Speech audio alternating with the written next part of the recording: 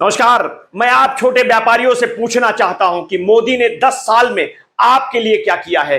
चांदनी चौक और दिल्ली के व्यापारियों के लिए प्रधानमंत्री ने क्या काम किया है, मैं जानना चाहता हूं। बताइए आप। चौंकिए नहीं, ये सवाल मेरे नहीं है, ये सवाल राहुल गांधी ने कल दिल्ली की एक जनसभा में पूछा है। आपको बता दें, कांग्रेस नेता राहुल गांधी ने 18 मई की शाम दिल्ली के चांदनी चौक में चुनावी रैली को संबोधित कर रहे थे। उन्होंने कहा कि हमारा लक्ष्य इस संविधान की रक्षा करना है, क्योंकि यही आपका भविष्य है, आपका सपना है और आपके दिल की आवाज भी है। बीजेपी और पीएम मोदी चाहते हैं कि संविधान चला जाए। अरविंद केजरीवाल और हेमंत सोरेन को जेल में डाल दिया गया। कांग्रेस नेताओं की भी एक लिस्ट बनी हुई है। राहुल ने आगे कहा कि पीएम मोदी ने 30-35 इंटरव्यू दिए हैं। कुछ पत्रकारों ने मुझे लिखा और सार्वजनिक घोषणाएं भी की हैं। उन्होंने नरेंद्र मोदी को भी पत्र लिखकर कहा कि लोकतंत्र में बहस होनी चाहिए और आपसे राहुल गांधी के साथ बहस करनी चाहिए। मैं तैयार हूं कहीं भी किसी टाइम भी नरेंद्र मोदी डिबेट करें मेरे साथ। आपको क्या लगता है नरेंद्र मोदी डिबेट करने आएंगे? नहीं आ सकते हैं, क्योंकि मैं आपको बताता हूं क्या होगा। पहला सवाल मैं उनसे पूछूंगा, नरेंद्र मोदी जी आप मुझे बताइए, ये अदानी जी जो है इनका आपके साथ क्या रिश्ता है? पहली बार वहीं फंस जाएंगे। उसके बाद मैं इनसे पूछूंगा, भैया आपने ये जो इलेक्टोरल बॉन्ड्स का धंधा जो चलाया है, हफ्तेबाजी जो की है, तो ये इलेक्टोरल बॉन्ड्स मुझे समझा दो। इसी में नरेंद्र मोदी फंस जाएंगे, डिबेट वहीं खत्म हो जाएगी। फिर मैं पूछूंगा, ये जो काले कानून आप लाए जिसके कारण आपके सारे के सारे कैंडिडेट्स घेरे जा रहे हैं, पंजाब में, हरियाणा में, महाराष्ट्र में, हिमाचल का जो सेब आपने किसानों से छीनकर अदानी को दिया, इसके बारे में आप समझाइए। फिर उसके बाद मैं कहूंगा, नरेंद्र मोदी जी जब कोरोना में लोग मर रहे थे, गंगा में लाशों के ढेर पड़े थे, बेटे अपने माता पिता को मरते देख रहे थे, आपने देश को थाली बजाने के लिए क्यों कहा?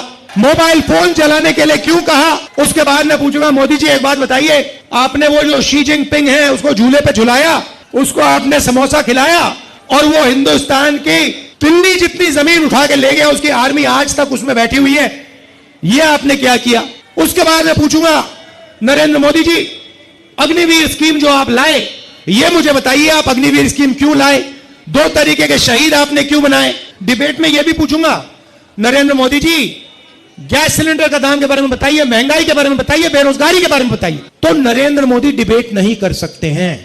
आपका अडानी से क्या रिश्ता है?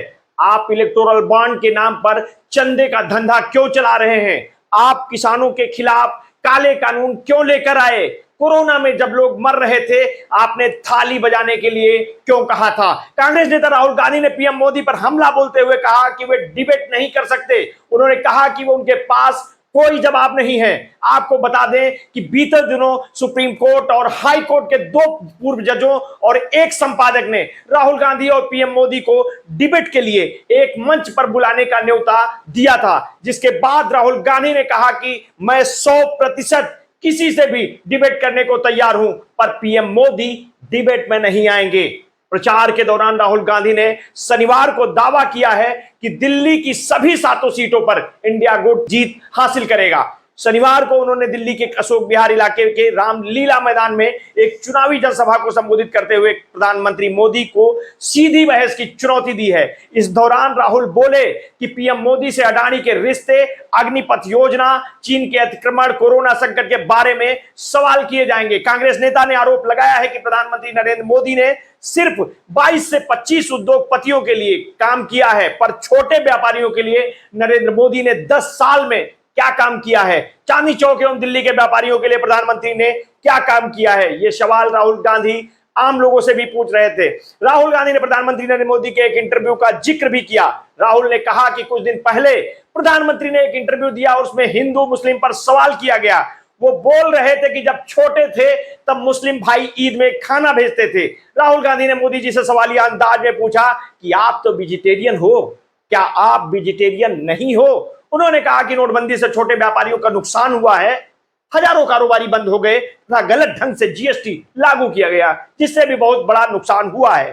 कांग्रेस के पूर्व अध्यक्ष ने दावा किया कि प्रधानमंत्री मोदी ने छोटे व्यापारियों का 1 रुपए का कर्ज माफ नहीं किया है, लेकिन अंबानी, अडानी और कई उद्योगपतियों के 16 लाख करोड़ रुपए माफ किए हैं। उन्होंने कहा कि नोटबंदी से छोटे व्यापारियों को बड़ा नुकसान हुआ है। हजारों कारोबार बंद हो गए तथा गलत ढंग से जीएसटी लागू किया गया है, जिससे भी बहुत बड़ा नुकसान हुआ है। आपको बता दें कि लोकसभा चुनाव 2024 के लिए दिल्ली की 7 लोकसभा सीट में आप कांग्रेस के बीच शेयरिंग हुई है। कांग्रेस के पास 3 सीटें हैं, जिसमें नॉर्थ ईस्ट दिल्ली से कन्हैया कुमार है, चांदनी चौक से पूर्व सांसद जेपी अग्रवाल और नॉर्थ वेस्ट से दिल्ली से उदित राज चुनाव लड़ रहे हैं। दिल्ली की 7 लोकसभा सीटों के लिए 25 मई को चुनाव होना है। 28 अप्रैल को दिल्ली के कांग्रेस प्रमुख अरविंदर सिंह लवली ने अपने पद से इस्तीफा दिया था। 5 मई को वो भाजपा में शामिल हो गए थे। लवली के इस्तीफे के बाद कांग्रेस ने 30 अप्रैल को देवेंद्र यादव को दिल्ली इकाई का अंतरिम अध्यक्ष नियुक्त किया था। राहुल ने बुधवार को ओडिशा के बुलांगीर में रैली की थी। यहां उन्होंने कहा कि भाजपा के नेता कहते हैं कि अगर वो लोकसभा चुनाव जीतते हैं तो इस किताब यानी संविधान को फाड़ कर फेंक देंगे। मैं आज भाजपा के नेताओं से कहना चाहता हूं कि भाजपा या नरेंद्र मोदी तो दूर, दुनिया की कोई भी शक्ति संविधान को छू भी नहीं सकती। राहुल ने कहा कि अगर वे संविधान को फाड़ने की कोशिश करेंगे, ये देश और कांग्रेस पार्टी उनके साथ क्या करती है। हिंदुस्तान के गरीबों, पिछड़ों, दलितों, आदिवासियों, अल्पसंख्यकों को भी जो दिया है वो इसी संविधान ने दिया है। 2024 की चुनावी लड़ाई 2 विचारधाराओं के बीच की है। सत्ता और विपक्ष के नेताओं की जुबानी जंग जारी है। 5वें चरण का मतदान 20 मई को होना है। कई दिग्गजों की साख 5वें चरण में दांव पर लगी हुई है। अब देखना है कि मतदाता अपने पुराने जीते हुए प्रत्याशियों को दोबारा अपना नेता चुनती है या फिर नए प्रतिनिधियों को मौका देती है। चुनावी अपडेट के लिए आप हमारे साथ जुड़े रहिए। समय समय पर हम आपको अपडेट देते रहेंगे। आपने अगर अभी तक हमारे इस चैनल को सब्सक्राइब नहीं किया है तो कर लीजिए। हमारा समर्थन करना चाहते हैं तो अपने हित मित्र शुभचिंतकों में हमारी स्टोरी शेयर करिए। अपना ध्यान रखिए। बहुत बहुत धन्यवाद। साधुवाद।